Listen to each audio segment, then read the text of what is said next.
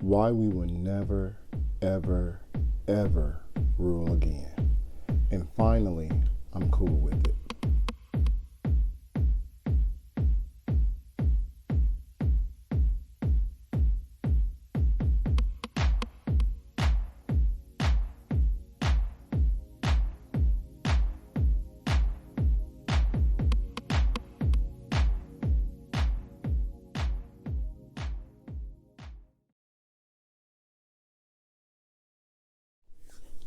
And to prefer and peace and blessings, this is Derric Rau Khu. And the other day I was going ahead and I was putting my things up. School is over and everything, so I'm going ahead and I'm trying to make room for material and stuff so I can have it ready for next semester.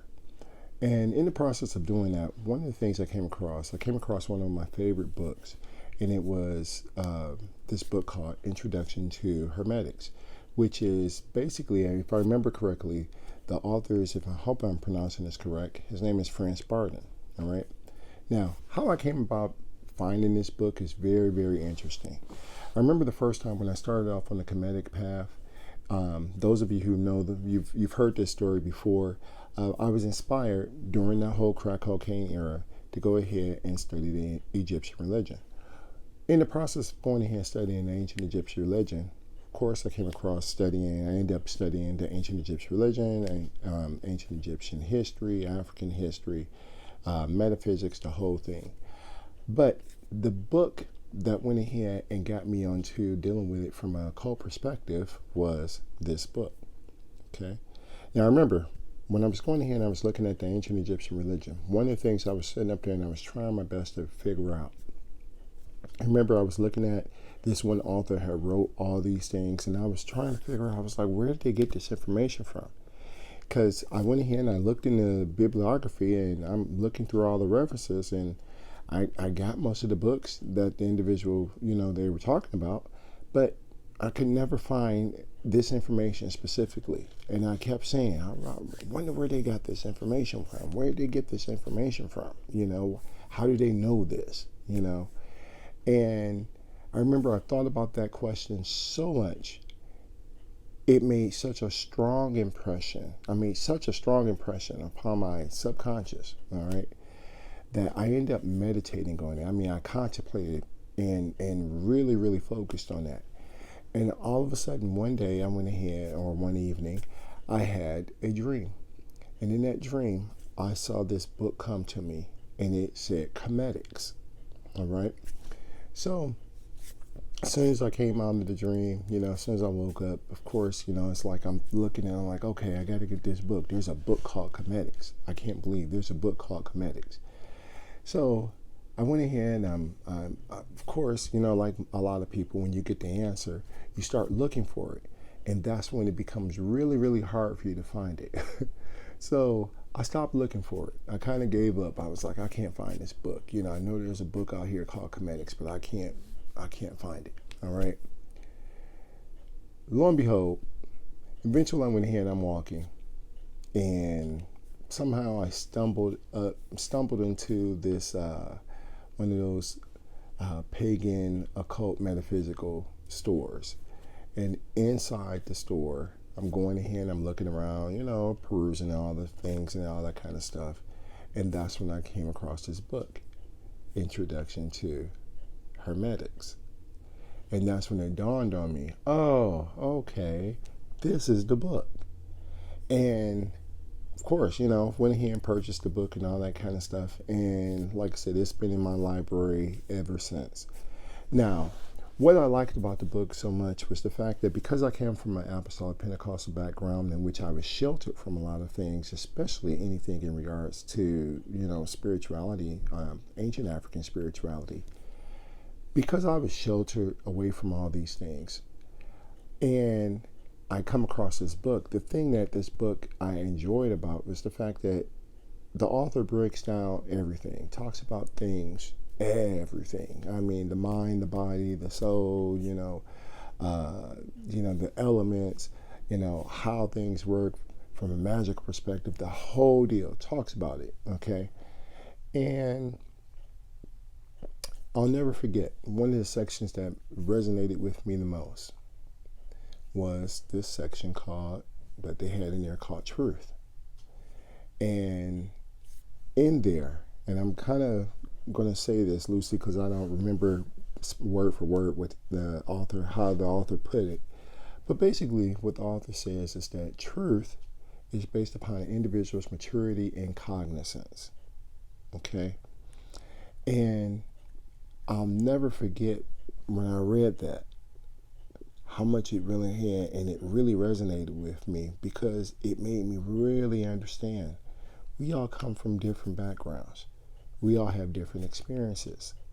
We all think different. We have different beliefs. We have all of this. This is what makes us totally unique individuals.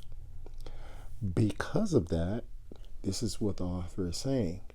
Because of all of that, we all have different truths because our truths is based upon our maturity and our cognizance. Okay? So even though I might have a certain belief, but because of my experiences combined with everything else, it makes me go ahead and have a different perspective on things. It makes me see it from a different, another type of view. It doesn't mean that your view is incorrect or in my view is right or vice versa. It just means we see things differently. We process it differently based upon our experience, based upon our cognizance. Okay? Now, the author also goes ahead and says, unless an individual, and again I'm paraphrasing, unless an individual is knowledgeable of the microcosm and the macrocosm, they can't speak of absolute truth. Okay? So unless an individual understands the relationship between the mind and the universe and sees that they're both one, you can't say you have the absolute truth. And that was really important for me to understand and for me to read, first of all, and to understand, because coming from a Christian background, everybody always talks about, hey, I got the truth. There's people in the corner yelling out, hey, I got the truth. You know?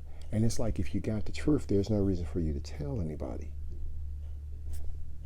Okay? If you got the truth, there's no reason for you to yell and beat down people because you got the truth. All right? If you got the truth, it works for you and it resonates with you and it reflects in your life. That's how truth is. That gave me an understanding of what Ma'at is, and also the personification of Ma'at, which is Ma'at. Now, the fact that I went here and I was able to get this book by me focusing on it, by me contemplating and meditating and concentrating on, I want to find out where this source is. Where do I get this book? Because of me going ahead and meditating and finding that, okay, and I'm saying meditating and I shouldn't say, but it's really all I did was contemplate, okay? That's what meditation is. But because I went ahead and I was contemplating and I focused on it, that's how the book came to me, all right? And that made me realize something. A lot of people, they don't want to do that kind of work. A lot of people, they want to go ahead and they want people to tell them, this is what you're supposed to do. This is why you're supposed to do this. This is how you do this. Okay? Nope, you got to do it my way. You got to go ahead and you got to follow this. And because there's so many people that actually want to be told what to do instead of going ahead and doing the work themselves, has made me realize there's a lot of people who are basically, they're going ahead and they're embracing they're embracing Kemetic spirituality, but really what they want is a Christianized version of Kemetic spirituality. They're superimposing their whole Christian background, their whole Jehovah's Witness background, that they're superimposing that entire background onto Kemetic spirituality. And they're thinking that's what Kemetic spirituality is. And that's not what it is. Okay? The same way in which I was able to go ahead and get the book. Same way I was able to go ahead and contemplate, focus, and the book come to me. And then all of a sudden, one day I walk in, just happen to be walking into a store, and there it is. The whole focus or the whole purpose of me doing that, and the reason why I did it and how I did it, compared to when I see other people going in here and saying, hey, what they can't do, made me realize this. The reason why we'll never rule again is because people are lazy. That's just it, okay? And I say that because that's really how it plays out. This is the part that a lot of people don't seem to understand in regards to what spirituality deals with. And they don't understand this about the Kemetic people. The Kemetic sages, what set Kemet apart was the fact that they went ahead and they saw a problem and they focused on it, talked to their ancestors, talked to their guides, talked to their spirits, and their spirits gave them a solution. That's the same thing I did. I went ahead and I talked to my ancestors and my spirit guides, and they gave me a solution. That's how the book came about. But in this day and time, where a lot of people are just entitled, a lot of people think, oh, just because I know this, you're supposed to give it to me. Or just because you know this and you're supposed to be this and that and the other, you're supposed to give it to me. I ain't even supposed to pay for it. Because of that, that's the reason why I say we'll never, ever, ever rule ever again. And I'm cool with it.